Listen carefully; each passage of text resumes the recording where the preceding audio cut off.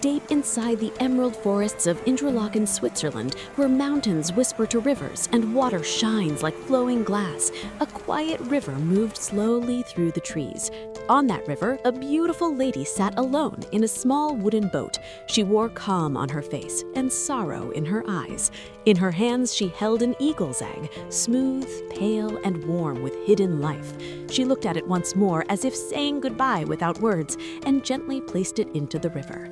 The egg floated, not sinking, not rushing, just trusting the water. The river carried it softly, past mossy stones, past hanging branches, past light and shadow, until it reached a quiet bend beneath an old tree.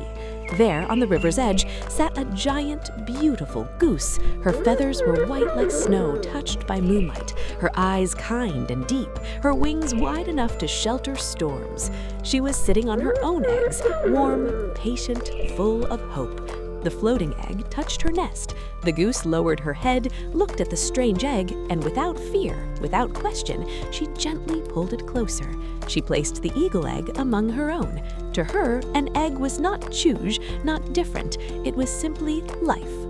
Time passed, the river flowed, the forest breathed. One morning, cracks appeared, first one egg, then another. Little goslings emerged, soft, trembling, calling for their mother. And then, from the largest egg came an eagle, strong eyes, sharp wings, a heart born for the sky.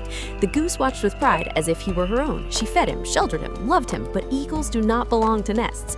One day, the young eagle spread his wings. The sky called him. He rose, higher and higher until he was only a shadow against the sun.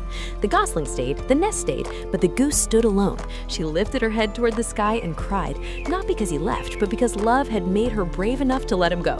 And the river of Interlaken flowed on, carrying reflections of mountains, memories of love, and a quiet truth. Sometimes the most beautiful love is raising someone who was never meant to stay.